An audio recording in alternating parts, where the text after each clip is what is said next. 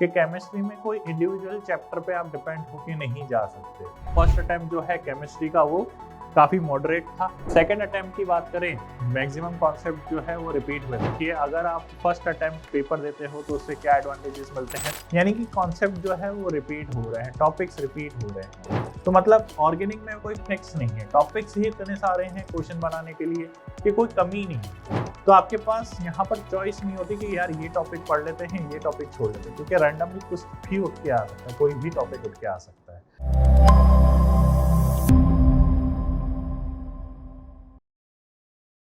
Hello बच्चों, welcome to अकेड Excel. तो आज अपन लेकर आए हैं जेई मेंस का एनालिसिस पिछले 5 साल का केमिस्ट्री सब्जेक्ट के लिए। ठीक है, जैसा एमबी सर ने फिजिक्स का आपको एनालिसिस करके बताया था, ठीक है, तो उसको आपने काफ़ी अच्छा प्यार भी दिया। तो उसी तरीके से हम केमिस्ट्री का एनालाइज करके भी ला रहे हैं और मैथ्स का एनालाइज भी करके लेकर आ रहे हैं। ठीक है, तो केमिस्ट्री में खैर ज़्यादा कुछ देखने को मिला नहीं। केमिस्ट्री में जो पेपर लेवल है मेंस में हमेशा से आसान ही आया है।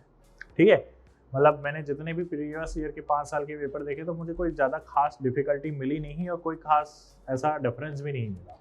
ठीक है, जो डिफरेंस मतलब मेन चीज़ जो ऑब्जर्व करते हैं केमिस्ट्री में, और हालांकि वो हर बार आता ही है, हर टीचर आपको पढ़ाते वक्त ये चीज़ कहता ही है कि केमिस्ट्री में कोई इंडिविजुअल चैप्टर पे आप डिपेंड होके नहीं जा सकते। ठीक है, केमिस्ट्री एक पूरा यूँ मान लीजिए मार्वल की सीरीज की तरह है कि अगर आपको उसके बीच मतलब एंटरटेनमेंट के लिए, तो खैर एंटरटेनमेंट पढ़ाई में मिलती नहीं है, लेकिन अगर चीज़ को समझना है तो आपको एक प्रॉपर सीक्वेंस में उस चीज़ को पढ़ते हुए चलना पड़ेगा। ऐसा नहीं है कि रैंडमली आप कोई भी चैप्टर उठा के कर लोगे। जैसे फॉर एग्जांपल अगर आपको पीरियोडिक टेबल ही क्लियर नहीं है, केमिकल बॉन्डिंग ही क्लियर नहीं है, ठीक है, तो फिर बाकी इनऑर्गेनिक या आप यूँ कह लो कि ऑर्गेनिक भी नहीं कर पाओगे। ठीक है, क्योंकि अगर जैसे मान लीजिए पीरियोडिक टेबल और केमिकल बॉन्डिंग में हम एटम्स के बारे में पढ़ते हैं, ठीक है, वो कैसे बॉन्ड्स बना सकते हैं, उनके पास कितने इलेक्ट्रॉन हैं, कौन सी ऑर्बिटल में इलेक्ट्रॉन है, ठीक है, तो ये सारी इंफॉर्मेशन होगी तब आप ऑर्गेनिक और बाकी इनऑर्गेनिक कर पाओगे। तो प्रॉपर जो यूँ कह सकते हैं कि इंडिविजुअली चैप्टर पे आप नहीं जा सकते। ठीक है, तो आपको एक तो कंप्लीट सिलेबस करना बहुत ज़्यादा ज़रूरी है, और केमिस्ट्री को हम स्कोरिंग सब्जेक्ट मान के चलते हैं। स्कोरिंग इन द सेंस कि आपकी सिलेक्शन निश्चित करता है केमिस्ट्री। ठीक है, फिजिक्स और मैथ्स आपकी रैंक डिसाइड करती है, लेकिन सिलेक्शन जो डिसाइड करेगा वो केमिस्ट्री ही डिसाइड करेगा। क्यों? क्योंकि इसका रीज़न ये है कि केमिस्ट्री को करने में सबसे कम टाइम लगता है। आप मैथ्स से कंपेयर कीजिए और फिजिक्स के कंपेयर करिएगा तो सबसे कम टाइम जो लगता है वो केमिस्ट्री को लगता है। अगर आपको क्वेश्चन आता है तो आंसर डायरेक्ट टिक है। अगर इनऑर्गेनिक और ऑर्गेनिक केमिस्ट्री की हम बात करें तो वो ज़्यादा टाइम कंज्यूम नहीं करती। ठीक है, अगर आपको आता है तो आंसर डायरेक्ट टिक है, अगर आपको नहीं आता तो गलत है आंसर। ठीक है, तो इसीलिए केमिस्ट्री एक one of the most important subject होता है, मेन प्रायोरिटी वाला सब्जेक्ट होता है अगर आपको सिलेक्शन चाहिए। ठीक है, तो यानी कि यहाँ पर एक सबसे इम्पोर्टेंट बात यही है कि अगर आप तैयारी कर रहे हो तो केमिस्ट्री का तो पूरा निचोड़ के जाना है, पूरा सिलेबस जो भी आपका है। ठीक है, कोई एक इंडिविजुअल चैप्टर भी ही नहीं छोड़ना, क्योंकि पहली चीज़ ये है कि आसान होती है। ठीक है, सवाल बहुत आसान से आते हैं। फिजिकल केमिस्ट्री में मतलब फॉर्मूला बेस से वो थोड़ा ही ज़्यादा ऊपर उठेगा अगर वो हार्ड कैटेगरी में आएगा, वरना मेंस लेवल में तो वो फॉर्मूला बेस्ड ही चलता है। ठीक है, मैक्सिमम 80% 90% फिजिकल केमिस्ट्री में वो फॉर्मूला बेस्ड चलता है। इनऑर्गेनिक और ऑर्गेनिक में भी बहुत बेसिक से सवाल आते हैं। ठीक है, तो एज सच कोई खास डिफिकल्टी मुझे देखने को नहीं मिली जैसे मैंने प्रीवियस 5 इयर्स के पेपर्स को एनालाइज किया। ठीक है, तो चलते हैं एक एक बार। तो जब मैंने 2020 का एनालाइज किया तो जनवरी का जो पेपर था वो थोड़ा बहुत मॉडरेट जैसा फिजिक्स। अब देखो ओवरऑल जो है पेपर अगर हार्ड है तो सबको मेंटेन करके आता है। ठीक है, मतलब फिजिक्स केमिस्ट्री मैथ्स तीनों को मेंटेन करते हुए चलता है, लेकिन इस बात की गारंटी है कि बाकी 2 सब्जेक्ट से कंपेयर करें तो केमिस्ट्री ईजी होती है। अब ईजी तब होती है, देखो कोई भी सब्जेक्ट आपको आसान तब लगता है जब वो सब्जेक्ट आपका तैयार है। देखो अगर कोई चीज़ आपने पढ़ी ही नहीं, कोई चैप्टर आपने पढ़ा ही नहीं है, तो वो तो हार्ड लगेगा ही लगेगा।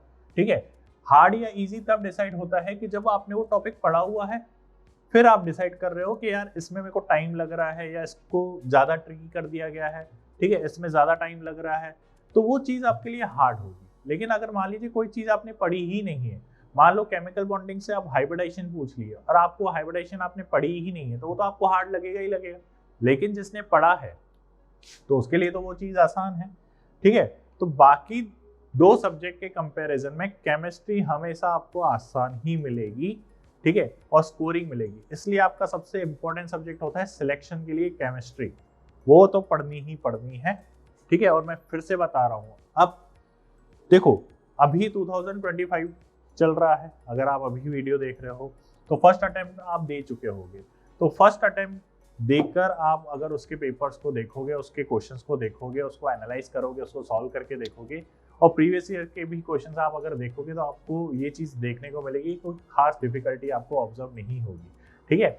मतलब जैसे फॉर एग्जाम्पल अगर मैं कहूँ कि एटॉमिक स्ट्रक्चर की बात करते हैं, तो एटॉमिक स्ट्रक्चर में आपको हर साल क्वांटम नंबर से क्वेश्चन देखने को मिलेगा ही मिलेगा, भरे हुए मिलेंगे क्वांटम नंबर से क्वेश्चन, ठीक है। और एक आधा बोर्स मॉडल से क्वेश्चन मिल जाएगा, ठीक है। वहीं अगर मैं इलेक्ट्रोकेमिस्ट्री की बात करूं तो इलेक्ट्रोकेमिस्ट्री में आपको एक पार्ट जो है सेल वाला पार्ट, उससे क्वेश्चंस मिलेंगे, एक पार्ट है कंडक्शन वाला पार्ट, उससे क्वेश्चन मिलेंगे, और इन दो पार्ट से आपको भर भर के क्वेश्चन मिलेंगे ही मिलेंगे, ठीक है। आयनिक इक्विलिब्रियम की बात करें तो उसमें पीएच कैलकुलेशन का, टाइट्रेशन का एक सिंपल फॉर्मूला बेस्ड क्वेश्चन आ जाता है, कोई इतनी मतलब ट्रिकी क्वेश्चन नहीं आता है। बाय चांस मान लीजिए कि थोड़ा बहुत जैसे टाइट्रेशन वाला पार्ट हो गया, उसमें थोड़ा बहुत आपका ट्रिकी क्वेश्चन आ जाता है, वहां पे आपको कॉन्सेप्ट अच्छे से समझा हुआ होगा तो वहां पर कोई दिक्कत नहीं आएगी आपको, ठीक है। तो ये कुछ एग्जांपल्स वाली बात है, और मैंने क्वेश्चंस भी मैं एनालाइज करके लेकर आया हूँ जैसा फिजिक्स में किए थे, तो उस तरीके से अपन बात करेंगे, ठीक है। तो यहाँ पर अगर अटेम्प्ट्स की बात करें तो फर्स्ट अटेम्प्ट जो है केमिस्ट्री का वो काफी मॉडरेट था, ठीक है, क्योंकि फिजिक्स भी मॉडरेट था तो केमिस्ट्री भी मॉडरेट लेवल पे ही दिया था, ठीक है, क्योंकि पेपर का लेवल तो मेंटेन रख के चलना होता है।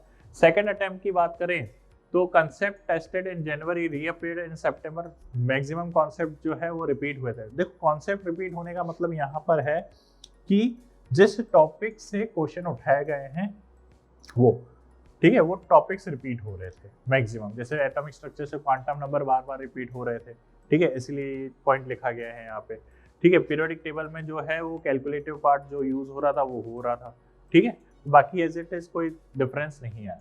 21 की बात करें तो 21 में JEE Mains offered a multiple session Feb, ये तो आपको पता ही है जो हुआ, ठीक है।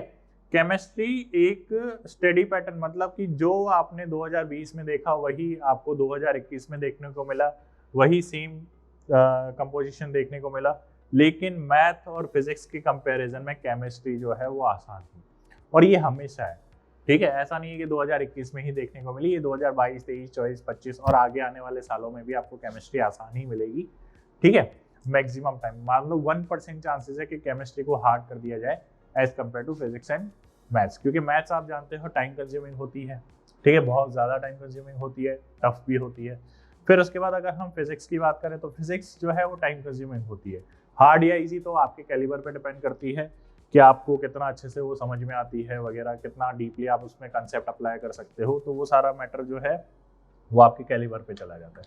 केमिस्ट्री में ये है कि अगर चीज़ आपने पढ़ी हुई है तो मैं बार बार कह रहा हूँ वो आसान रहेगी ही रहेगी, ठीक है। चलिए फिर अगर मैं सेकंड अटेम्प्ट की बात करूँ तो second session was considered moderate to difficult with many student reporting that it was slightly tougher compared to February and March session. There was a good balance between conceptual and numerical question, वो तो खैर बात है ही जो।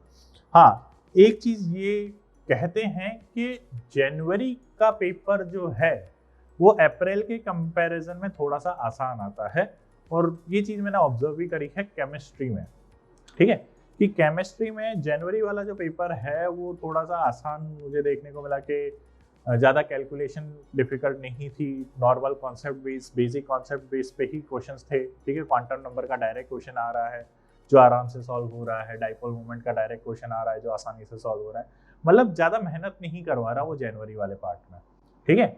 और अप्रैल वाले part में जो है वो थोड़ा सा वो कैलकुलेटिव हो जाता है, थोड़ा सा मतलब डाटा बेस चल जाता है, ठीक है, मेमोरी बेस्ड हो जाता है, तो वो चीज़ है। तो जनवरी में नॉर्मल कॉन्सेप्ट चलते हैं बेसिकली जो आपको याद हो, मतलब याद रह जाते हैं, उस पर चलता रहता है। अप्रैल में वो थोड़ा सा, ठीक है, रहता है। तो मेरी राय तो यही है कि उखाड़ना है तो जनवरी वाले में ही उखाड़ दो बढ़िया से, ठीक है। अप्रैल वाले के लिए वेट मत करो। अप्रैल वाला ये है कि आप जनवरी को बढ़िया से एनालाइज करके तो ये मान के ही चलना कि यार इससे तो थोड़ा सा अच्छे लेवल का ही बनेगा पेपर, ठीक है।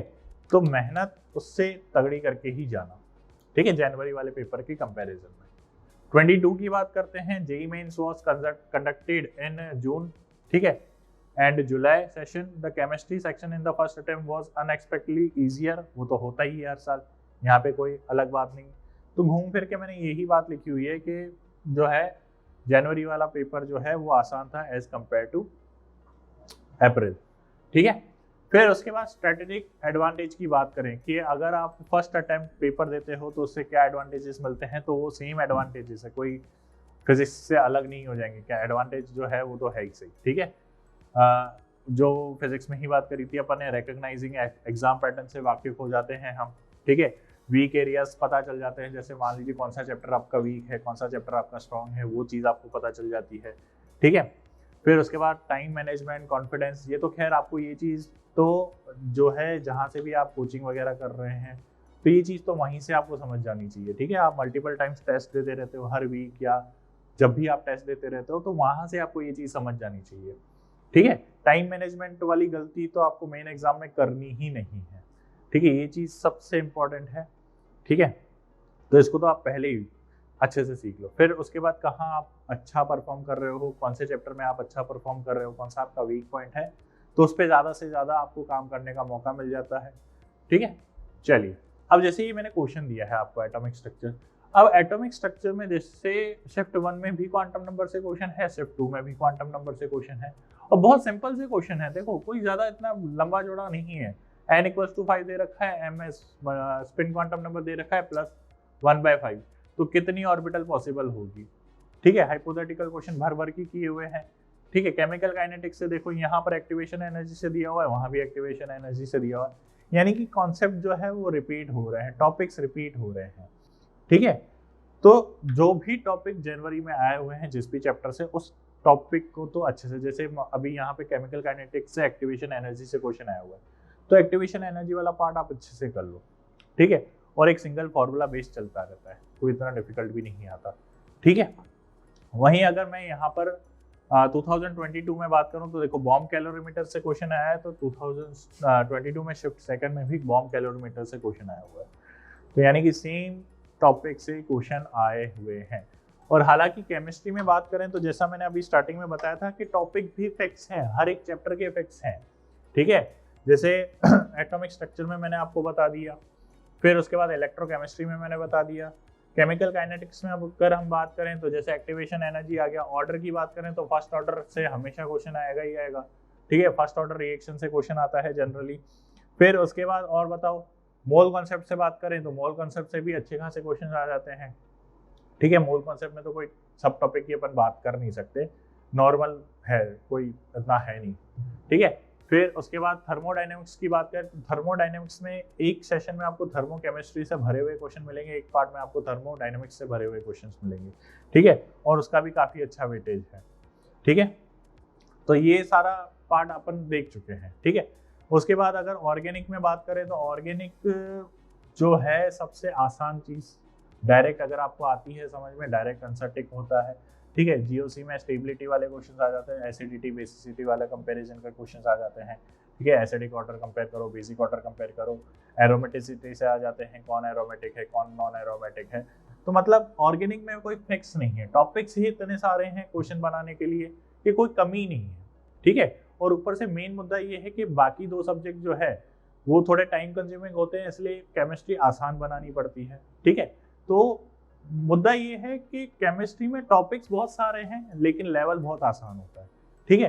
तो आपके पास यहाँ पर चॉइस नहीं होती कि यार ये टॉपिक पढ़ लेते हैं ये टॉपिक छोड़ लेते हैं, क्योंकि रैंडमली कुछ भी उठ के आ सकता है, कोई भी टॉपिक उठ के आ सकता है, ठीक है।